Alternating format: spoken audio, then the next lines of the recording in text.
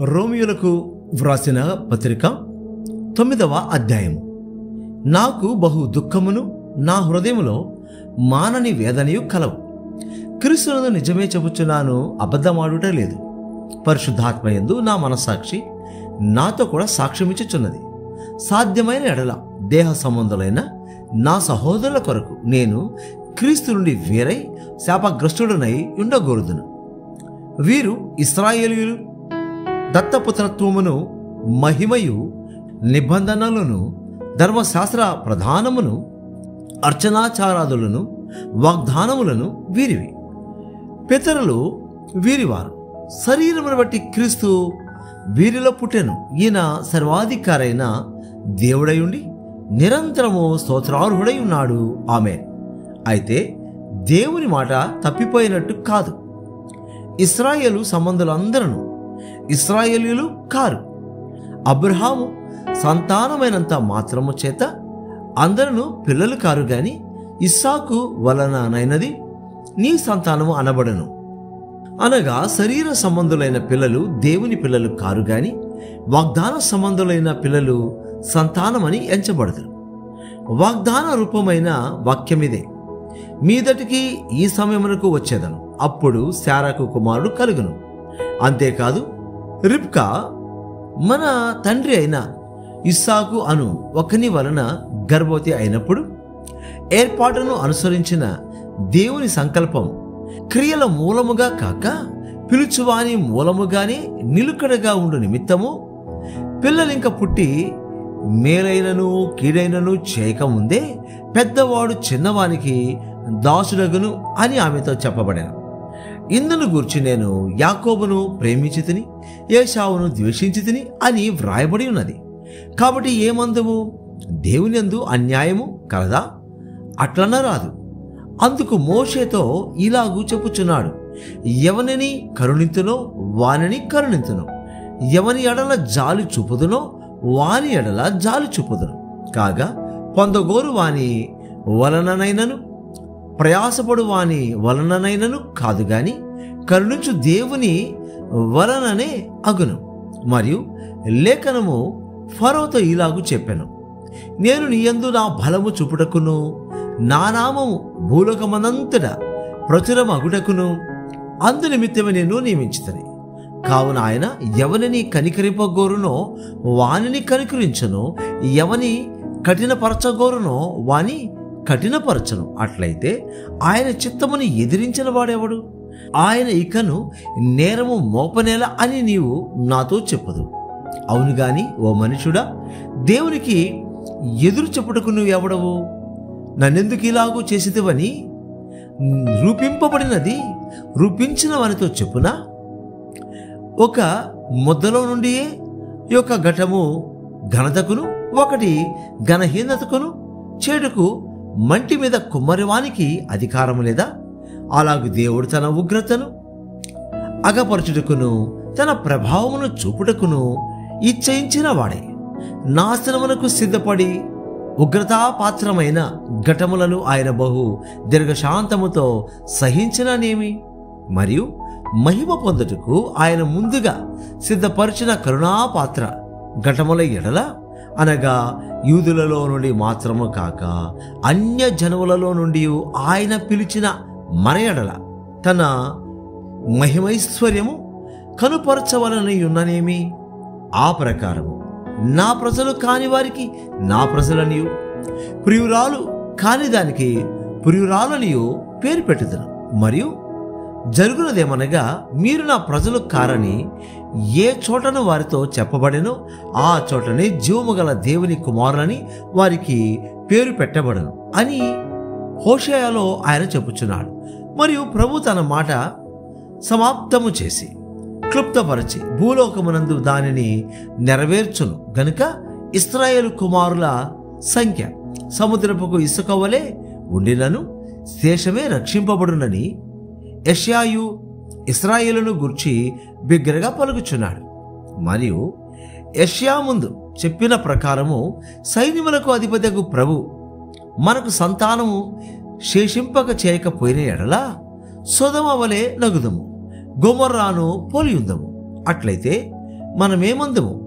నీతిని వెంటాడని అన్యజనులు నీతిని అనగా విశ్వాస మూలమైన నీతిని పొందిరి.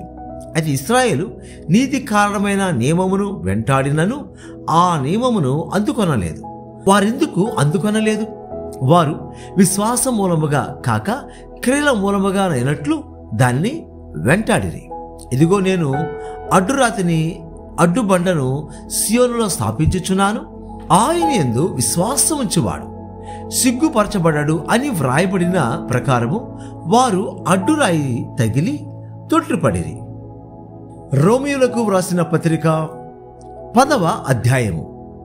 సహోదరులారా, ఇశ్రాయేలీయులు రక్షణ పొందవలనని నా హృదయాభిలాషయు వారి విషయమై నేను దేవునికి చేయు ప్రార్థనయునై ఉన్నవి. వారు దేవుని యందు ఆసక్తి గలవారని వారిని గురించి సాక్ష్యం ఇచ్చుచున్నాను. అయినను వారి ఆసక్తి జ్ఞానానుసారమైనది కాదు.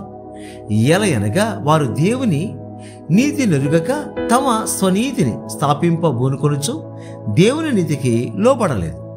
విశ్వసించు ప్రతి వానికి నీతి కలుగుటకై క్రీస్తు ధర్మశాస్త్రమునకు సమాప్తి అయి ఉన్నాడు. ధర్మశాస్త్ర మూలమగు నీతిని నెరవేర్చువాడు దాని వలననే జీవించునని మోషే వ్రాయిచున్నాడు. అయితే విశ్వాస మూలమగు నీతి ఈలాగు చెప్పుచున్నది, ఎవడు పరలోకములోనికి ఎక్కిపోవును అనగా క్రీస్తును క్రిందికి తెచ్చుటకు, లేక ఎవడు అగాధములోనికి దిగిపోవును అనగా క్రీస్తును మృతులలో నుండి పైకి తెచ్చుటకు అని నీవు నీ హృదయంలో అనుకొనవద్దు. అదేమని చెప్పుచున్నది? వాక్యము నీ యొద్దను నీ నోటను నీ హృదయములోనూ ఉన్నది, అది మేము ప్రకటించు విశ్వాస వాక్యమే. అదేమనగా యేసు ప్రభు అని నీ నోటితో ఒప్పుకొని దేవుడు మృతులలో నుండి ఆయనను లేపినని నీ హృదయమందు విశ్వసించిన ఎడల నీవు రక్షింపబడదు. ఎలయనగా నీతి కలుగునట్లు మనుషుడు హృదయములో విశ్వసించును, రక్షణ కలుగునట్లు నోటితో ఒప్పుకొనును. ఏమనగా ఆయన యందు విశ్వాసముంచి వాడెవడను సిగ్గుపడడని లేఖనము చెప్పుచున్నది. యూదుడని గ్రీసు దేశస్థుడని భేదము లేదు, ఒక్క ప్రభు అందరికి ప్రభు అయి ఉండి తనకు ప్రార్థన చేయు వారందరి ఎడల కృప చూపుటకు ఐశ్వర్యవంతుడై ఉన్నాడు. ఎందుకనగా ప్రభువు నామమును బట్టి ప్రార్థన చేయువాడెవడో వాడు రక్షింపబడను. వారు విశ్వసింపని వానికి ఎట్లు ప్రార్థన చేదురు? వినని వారిని ఎట్లు విశ్వసించుదురు? ప్రకటించువాడు లేకుండా వారెట్లు విందురు? ప్రకటించువారు పంపబడని ఎడల ఎట్లు ప్రకటించుదురు?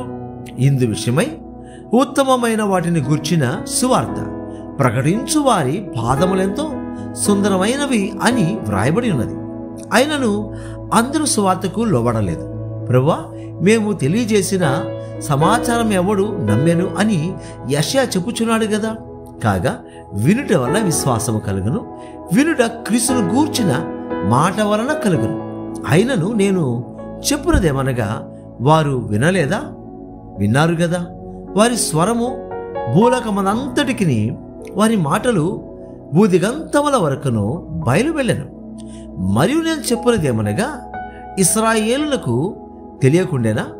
జనము కాని వారి వలన మీకు రోషము పుట్టించెదను, అవివేకమైన జనము వలన మీకు ఆగ్రహము కలుగజేతను అని మొదట మోషే చెప్పుచున్నాడు. మరియు యెషయా తెగించి నన్ను వెదకని వారికి నేను దొరికితిని, నన్ను విచారింపని వారికి ప్రత్యక్షమైతిని అని చెప్పుచున్నాడు. ఇశ్రాయేలు విషయమైతే అవిధేయులై ఎదురాడు ప్రజలకు నేను దినమంతయు నా చేతులు చాచితిని అని చెప్పుచున్నాడు. రోమియోలకు వ్రాసిన పత్రిక 11వ అధ్యాయము. అలాగైన ఎడల నేను అడుగునదేమనగా, దేవుడు తన ప్రజలను విసర్జించిన అట్లన్నరాదు. నేను కూడా ఇశ్రాయేలుడను, అబ్రహాము సంతానమందలి బెన్యామీను గోత్రమునందు పుట్టినవాడను. తాను ముందెరిగిన తన ప్రజలను దేవుడు విసర్జింపలేదు. ఏలియాను గూర్చిన భాగములో లేఖనము చెప్పునది మీరెరుగరా? ప్రభువా, వారు నీ ప్రవక్తలను చంపిరి, నీ బలిపీఠములను పడగొట్టిరి. నేనొక్కడనే మిగిలి ఉన్నాను, నా ప్రాణము తేజుచున్నారు అని ఇశ్రాయేలులకు విరోధముగా దేవుని ఎదుట అతడు వాదించుచున్నాడు. అయితే దేవోక్తి అతనితో ఏమి చెప్పుచున్నది? బయలకు మా కాళ్ళు ఉన్నని 7,000 మంది పురుషులను నేను శేషముగా నుంచుకొని ఉన్నాను. అలాగుననే అప్పటి కాలమందు సైతము కృప యొక్క ఏర్పాటు చొప్పున శేషము మిగిలి ఉన్నది. అది కృపచేతనైన ఎడల ఇకను క్రియల మూలమైనది కాదు. కాని ఎడల కృప ఇకను కృప కాకపోవను. అలాగైనా ఏ మగును ఇశ్రాయేలు వెతుకున్నది ఏదో అది వారికి దొరకలేదు. ఏర్పాటు నొందిన వారికి అది దొరికెను. తక్కిన వారు కఠిన చిత్తులైరి. ఇందు విషయమై నేటి వరకు దేవుడు వారికి నిద్రమత్తుగల మనస్సును, చూడలేని కనులను, వినలేని చెవులను ఇచ్చి ఉన్నాడని వ్రాయబడి ఉన్నది. మరి వారి భోజనము వారికి ఉరిగాను, బోనుగాను, ఆటంకముగాను, వారి క్రియలకు ప్రతిఫలముగాను ఉండునుగాక. వారు చూడకుండానట్లు వారి కన్నులకు చీకటి కమ్మునుగాక. వారి వీపును ఎల్లప్పుడూ వంగిపోనట్లు చేయము అని దావీదు చెప్పుచున్నాడు. కాబట్టి నేను అడుగునది ఏమనగా, వారు పడిపోనట్లుగా తొట్టిల్లిరా? అట్లనరాదు. వారికి రోషము పుట్టించుటకై వారి తొట్రుపాటు వలన అన్యజనులకు రక్షణ కలిగిన. వారి తొట్రుపాటు లోకములకు ఐశ్వర్యమును, వారి క్షీణదశ అన్యజనులకు ఐశ్వర్యమును అయిన ఎడల వారి పరిపూర్ణత ఎంత ఎక్కువగా ఐశ్వర్యకరమగును. అన్యజనులకు మీతో నేను మాట్లాడుచున్నాను. నేను అన్యజనులకు అపోస్తలుడనై ఉన్నాను గనుక ఏ విధమునైనను నా రక్త సంబంధులకు రోషము పుట్టించి వారిలో కొందరినైనను రక్షింపవలెనని నా పరిచర్యను గనపరచుచున్నాను. వారిని విసర్జించుట, లోకమును దేవునితో సమాధానపరచుట అయిన ఎడల వారిని చేర్చుకునుట ఏమగును? మృతులు సజీవులైనట్టే అగును గదా. ముద్దలో మొదటి పిడికెడు పరిశుద్ధమైనదైతే ముద్దంతయు పరిశుద్ధమే. వేరు పరిశుద్ధమైనదైతే కొమ్మలను పరిశుద్ధములే. అయితే కొమ్మలలో కొన్ని విరిచివేయబడి అడవి ఒలీవ కొమ్మవైయున్న నీవు వాటి మధ్యన అంటుకట్టబడి ఒలివ చెట్టు యొక్క సారవంతమైన వేరులో వాటితో కలిసి పాలు పొందిన ఎడల ఆ కొమ్మలపైన నీవు అతిశయింపకు. నీవు అతిశయించితివా? వేరు నిన్ను భరించుచున్నది గాని నీవు వేరును భరించుటలేదు. అందుకు నేను అంటుకట్టబడు నిమిత్తము కొమ్మలు విరిచి వేయబడినవని నీవు చెప్పుదు. మంచిది. వారు అవిశ్వాసమును బట్టి విరిచివేయబడిరి. నీవైతే విశ్వాసమును బట్టి నిలుచున్నావు. గర్వింపక భయపడము. దేవుడు స్వాభావికమైన కొమ్మలను విడిచిపెట్టని ఎడల నిన్నును విడిచిపెట్టడు. కాబట్టి దేవుని అనుగ్రహమును కాఠిన్యమును అనగా పడిపోయిన వారి మీద కాఠిన్యమును నీవు అనుగ్రహ పాత్రుడవై నిలుచున్న ఎడల నీ మీద ఉన్న దేవుని అనుగ్రహమును చూడుము. అట్లు నిలువని ఎడల నీవును నరికివేయబడదు. వారును తమ అవిశ్వాసములో నిలవకపోయిన ఎడల అంటుకట్టబడదు. దేవుడు వారిని మరలా అంటుకట్టుటకు శక్తి గలవాడు. ఎట్లనగా నీవు స్వాభావికమైన అడవి ఒలివ చెట్టు నుండి కోయబడి స్వభావ విరుద్ధముగా మంచి ఒలివ చెట్టున అంటుకట్టబడిన ఎడల స్వాభావికమైన కొమ్మలగు వారు మరి నిశ్చయముగా తమ సొంత ఒలివ చెట్టున అంటుకట్టబడరా? సహోదరులారా, మీ దృష్టికి మీరే బుద్ధిమంతులమని అనుకొనకుండునట్లు ఈ మర్మము మీరు తెలుసుకొన కోరుచున్నాను. అదేమనగా అన్యజనుల ప్రవేశము సంపూర్ణమగు వరకు ఇశ్రాయేలులకు కఠిన మనస్సు కొంత మటుకు కలిగను. వారు ప్రవేశించినప్పుడు విమోచకుడు సియోనులో నుండి వచ్చి యాకోబులో నుండి భక్తిహీనతను తొలగించును. నేను వారి పాపములను పరిహరించినప్పుడు నా వల్ల వారికి కలుగు నిబంధన ఇదియే అని వ్రాయబడినట్టు ఇశ్రాయేలు జనులందరూ రక్షింపబడుదురు. సువార్త విషయమైతే వారు మిమ్మును బట్టి శత్రువులు గాని ఏర్పాటు విషయమైతే పితరులను బట్టి ప్రియులై ఉన్నారు. ఏలయనగా దేవుడు తన కృపావరముల విషయములోను పిలుపు విషయములోను పశ్చాత్తాపపడడు. మీరు గతకాలమందు దేవునికి అవిధేయులయుండి ఇప్పుడు వారి అవిధేయతను బట్టి కరుణింపబడితిరి. అటువలనే మీ ఎడల చూపబడిన కరుణను బట్టి వారును ఇప్పుడు కరుణ పొందు నిమిత్తము ఇప్పుడు వారు అవిధేయులై ఉన్నారు. అందరి ఎడల కరుణ చూపవలనని దేవుడు అందరినీ అవిధేయతా స్థితిలో మూసివేసి బంధించి ఉన్నాడు. ఆహా, దేవుని బుద్ధి జ్ఞానముల బాహుళ్యము ఎంతో గంభీరం. ఆయన తీర్పులు శోధింపనెంతో అసఖ్యములు. ఆయన మార్గములెంతో అగమ్యములు. ప్రభు మనసును ఎరిగిన వాడెవడు? ఆయనకు ఆలోచన చెప్పిన వాడెవడు? ముందుగా ఆయనకిచ్చి ప్రతిఫలము పొందగలవాడెవడు? ఆయన మూలమునను ఆయన ద్వారాను ఆయన నిమిత్తమును సమస్తము కలిగి ఉన్నవి. యుగముల వరకు ఆయనకు మహిమ కలుగునుగాక. ఆమె. రోమియోలకు వ్రాసిన పత్రిక 12వ అధ్యాయము. కాబట్టి సహోదరులారా, పరిశుద్ధమును దేవునికి అనుకూలమునైన సజీవ యాగముగా మీ శరీరములను ఆయనకు సమర్పించుకొనుడని దేవుని వాత్సల్యమును బట్టి మిమ్మను బతిమాలుకొనుచున్నాను. ఇట్టి సేవ మీకు యుక్తమైనది. మీరు ఈ లోక మర్యాదను అనుసరింపక ఉత్తమమును అనుకూలమును సంపూర్ణమునై ఉన్న దేవుని చిత్తమేదో పరీక్షించి తెలుసుకొనున్నట్లు మీ మనస్సు మారి నూతన మగుట వలన రూపాంతరము పొందుడి. తను తాను ఎంచుకొనదగిన దానికంటే ఎక్కువగా ఎంచుకొనక దేవుడు ఒక్కొక్కనికి విభజించి ఇచ్చిన విశ్వాస పరిమాణ ప్రకారము తాను స్వస్థ బుద్ధి గలవాడగుటకై తగిన రీతిగా తను ఎంచుకొనవలనని నాకు అనుగ్రహింపబడిన కృపను బట్టి మీలోనున్న ప్రతి వానితోనూ చెప్పుచున్నాను. ఒక్క శరీరములో మనకు అనేక అవయవములు ఉండినను ఈ అవయవములన్నిటికీ ఒక్కటే పని ఎలాగూ ఉండదో అలాగే అనేకులమైన మనం క్రీస్తులో ఒక్క శరీరముగా ఉండి ఒకరికొకరము ప్రత్యేకముగా అవయవములమై ఉన్నాము. మనకు అనుగ్రహింపబడిన కృప చొప్పున వెవ్వేరు కృపావరములు కలిగిన వారమై ఉన్నాము గనుక ప్రవచన వరమైతే విశ్వాస పరిమాణము చొప్పున ప్రవచింతము, పరిచర్య అయితే పరిచర్యలోను, బోధించువాడైతే బోధించుటలోను, హెచ్చరించువాడైతే హెచ్చరించుటలోను పని కలిగి ఉందము. పంచిపెట్టివాడు శుద్ధ మనసుతోనూ, పై విచారణ చేయువాడు జాగ్రత్తతోనూ, కరుణించువాడు సంతోషముతోనూ పని జరిగింపవలెను. మీ ప్రేమ నిష్కపటమైనదై ఉండవలెను. చెడ్డదాన్ని అసహించుకొని మంచి దానిని హత్తుకొని ఉండుడి. సహోదర ప్రేమ విషయములో ఒకరినొకడు అనురాగము గలవారై ఘనత విషయములో ఒకరినొకడు గొప్పగా ఎంచుకొనుడి.